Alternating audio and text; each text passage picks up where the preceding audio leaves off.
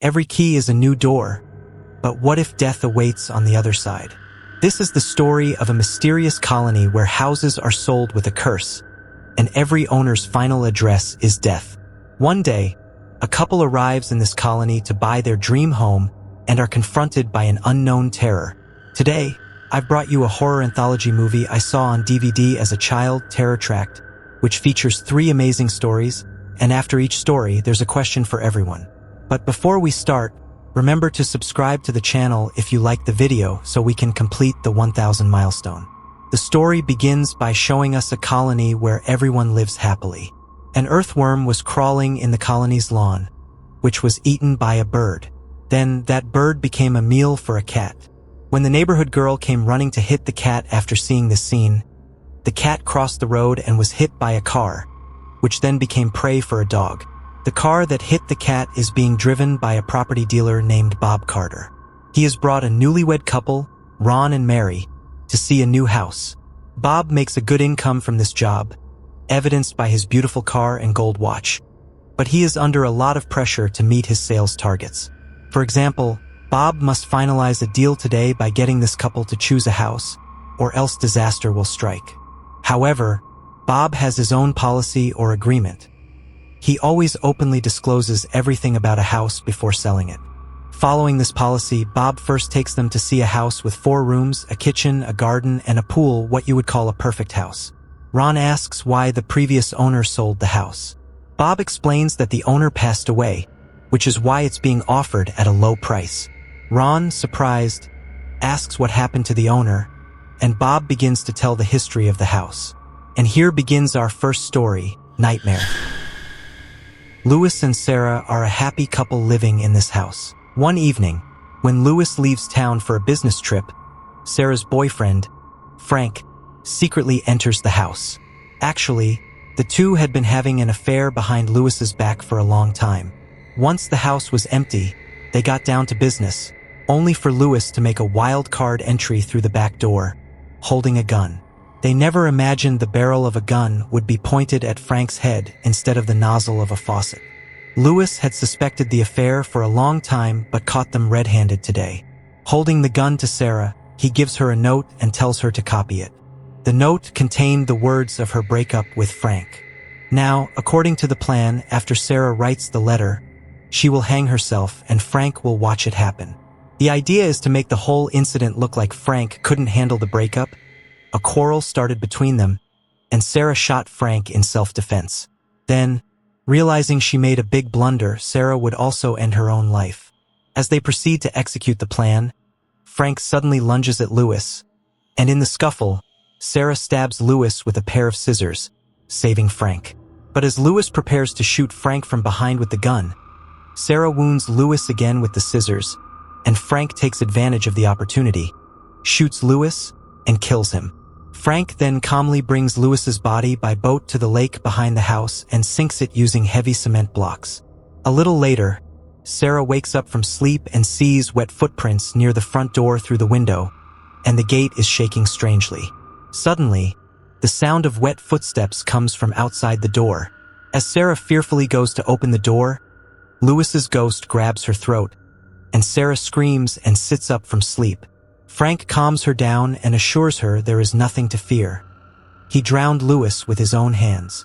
The next morning, Louis's police friend, Henry, knocks on the door. He says he's come fishing. This means Louis had planned everything well in advance so that Henry would see them in this situation and understand what was going on, without any suspicion falling on Louis. But what can they do now? Louis is no longer alive, and Frank is in the house. Now Sarah has to manage everything. So, she goes downstairs and says Louis has gone out of town for business and will return in the evening. Henry tells her to call him when Louis returns and then leaves. Sarah and Frank become extremely worried about this incident because she felt Henry might have seen Frank. As their anxiety increases, Frank suggests they flee the city if things get difficult. Since there's no point worrying now, they both get back to their normal social activities.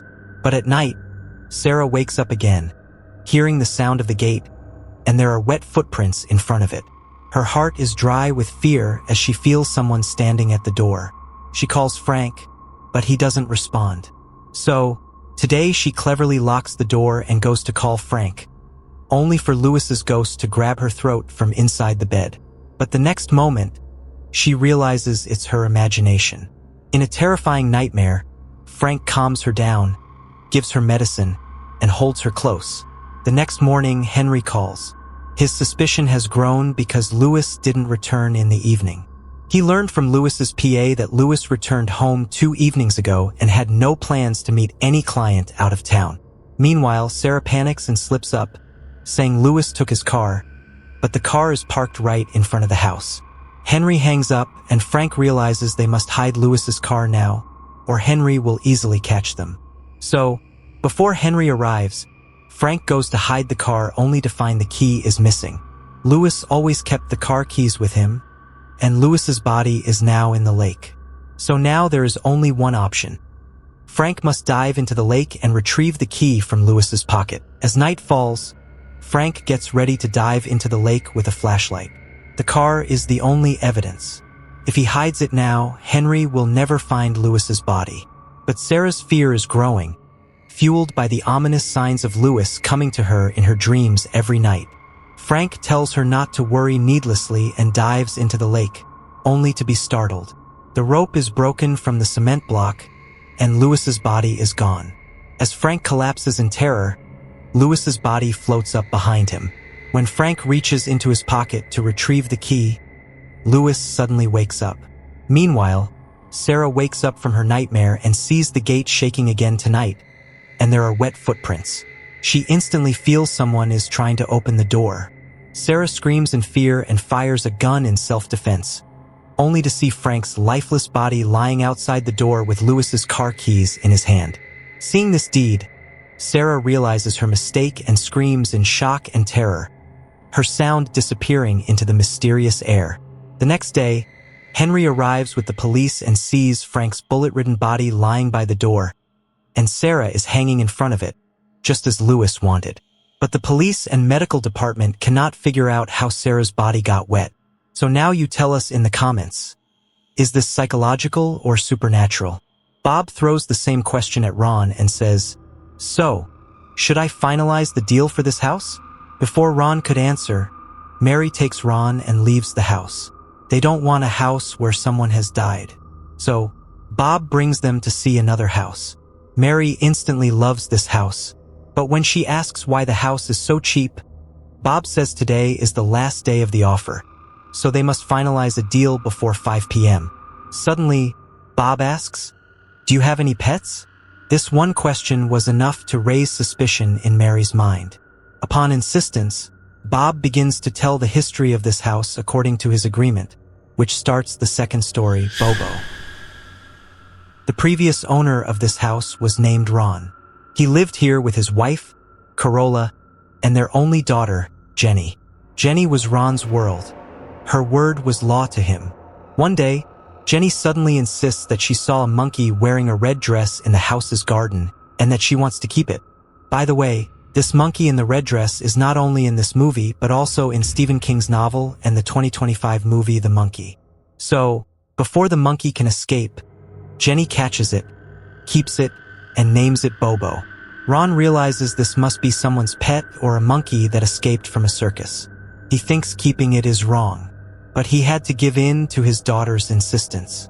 Until Bobo's owner is found, he will stay with them. Jenny is very excited about Bobo and spends all her time with it.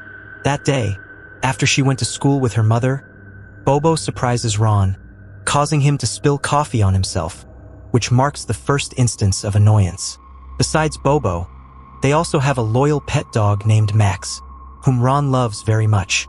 Ron notices that Jenny has become much more focused on Bobo, ignoring her father, and her love for her father has diminished. She is arguing over every little thing. Raising her voice was something Jenny did for the first time today. Ron doesn't want Bobo inside the house. Even Max dislikes him. When Max chases Bobo, Bobo hits Max with a heavy object, which was Ron's second reason for dislike. The matter escalating at the dinner table that morning, Ron says keeping 2 pets in the house is inappropriate. Jenny, in response, tells Ron to keep their beloved Max outside, which surprises Ron. He insists Bobo must stay outside. When Jenny argues and insists on keeping Bobo in her room, she leaves the dinner table. Ron's suspicion about Bobo grows. He feels this is no ordinary monkey.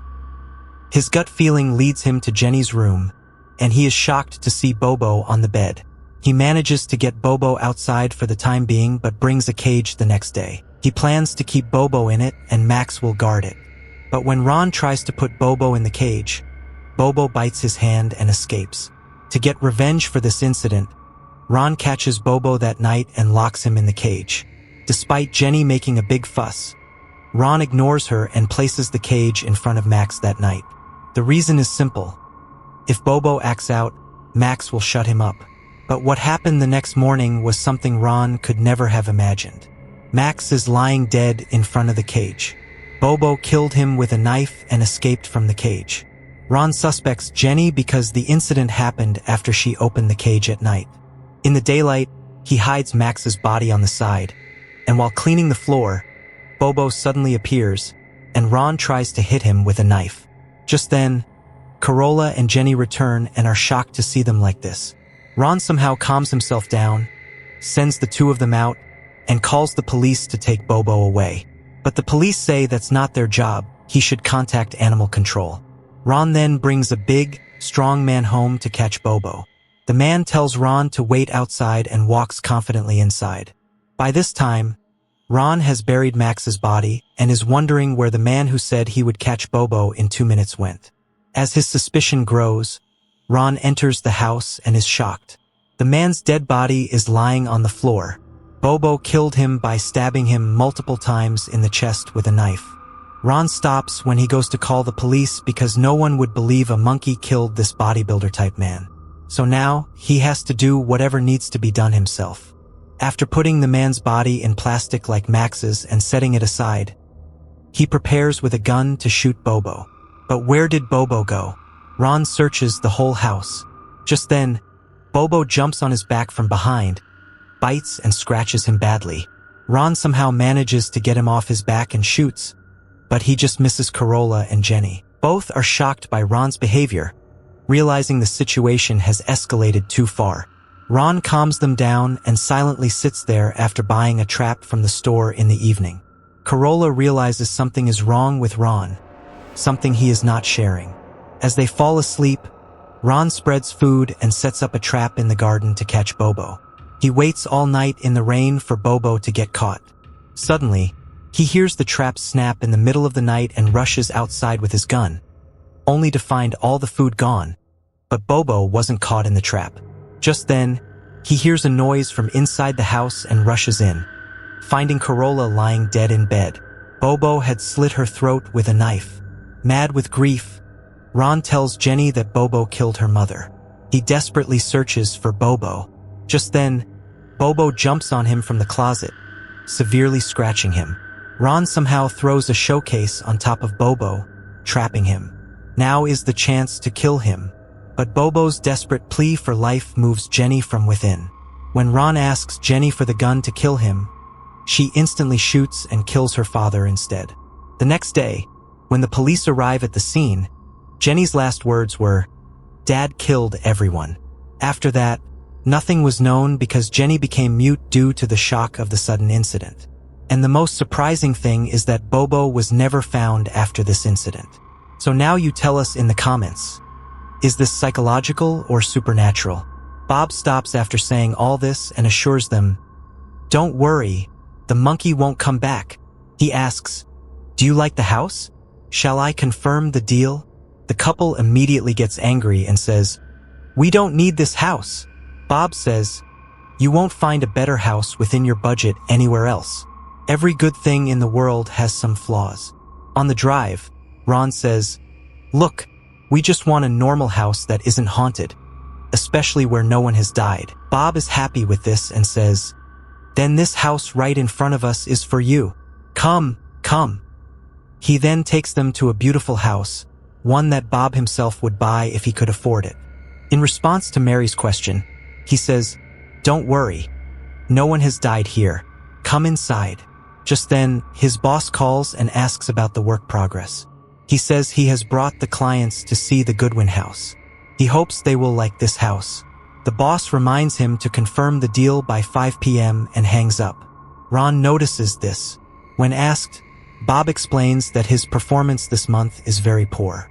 If he doesn't close this deal today, what could happen to him is beyond imagination. He can't even tell anyone about it because he signed an agreement. Mary then asks why the previous owner sold the house, and Bob, according to his agreement, once again tells them the history of the house and the final story, come to Granny. The owner of this house was the Goodwin family. 2 years ago, the owner's son, Sean, went to see a psychiatrist without informing his family due to a mental problem. He had a problem that he couldn't share with anyone. That day, Dr. Helen was preparing to leave for home after seeing her last patient of the night. Then the phone rang. A young boy had come without an appointment, saying it was urgent and he needed to see her today. He was absolutely insistent. Helen tells Sean to come in and sees that the attendant has already left. Sean enters the chamber, introduces himself, and sits on the couch. When Helen asks about his problem, he asks, "Have you heard about the granny killer?" Helen replies, "Yes, I've read about it in the paper, of course. A person wearing a granny mask is killing women one by one in the city. But what is the connection?"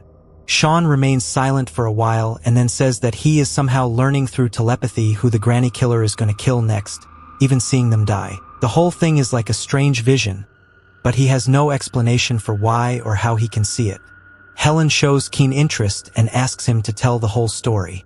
Sean's family is very open-minded. They are all well established, but they are so busy with their work that no one pays attention to Sean. He didn't receive much love from anyone in the family, except for his only girlfriend, Jasmine. They were supposed to go on a picnic today. As Jasmine calls, Sean quickly enters the shower, where he suddenly sees a vision of the granny killer's next victim dying. When he has this vision, his whole body becomes stiff. He loses all control over his body and can't even speak. Sean didn't tell his family because they wouldn't understand. The mental distance between him and his family is too great. They would probably tell him to go to a doctor. At first, he thought it was a coincidence, but later his doubt was broken. The next day, the body of the girl Sean saw in the vision was found in the same place, wearing the same dress. Exactly 1 week later, when no one was home, Jasmine and Sean were spending quality time in the pool together. At that moment, he saw a vision of another victim, and his condition became so bad that he almost drowned Jasmine. Seeing his behavior, Jasmine never met him again after that day. He tried hard to convince Jasmine, but she believed Sean was truly a psycho.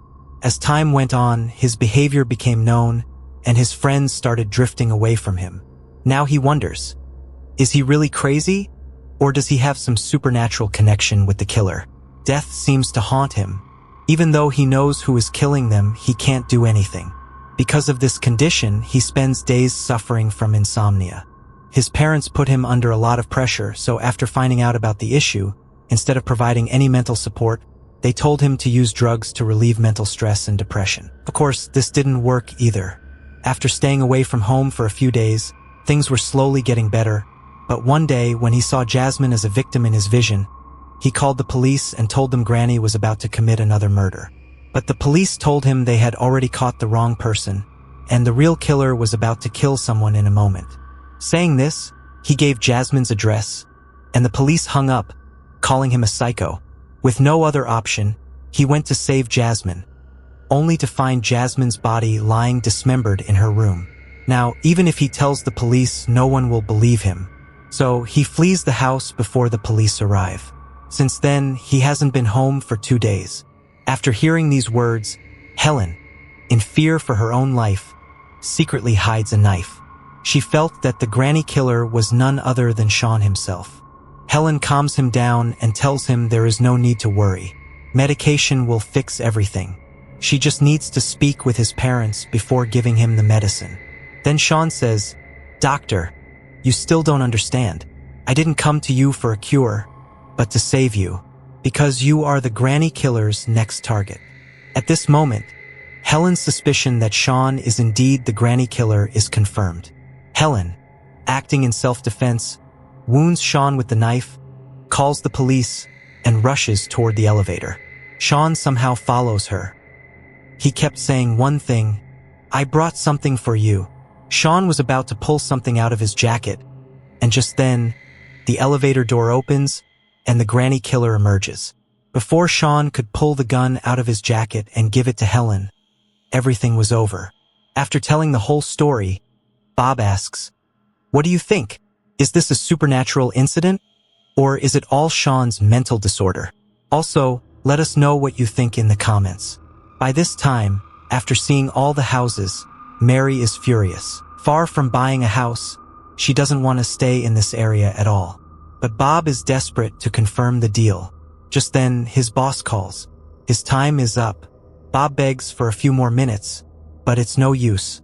The boss informs him that his wife and children will not survive.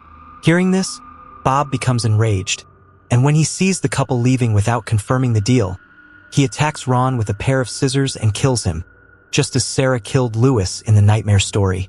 Mary screams and rushes outside for help, only to see that everyone in the area is a devil.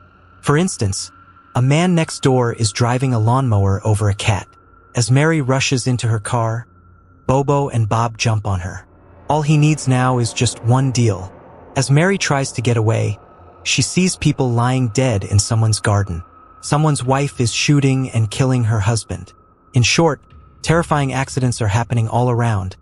And with this, today's horror anthology movie Terror Tract ends. So like and comment if you liked the video.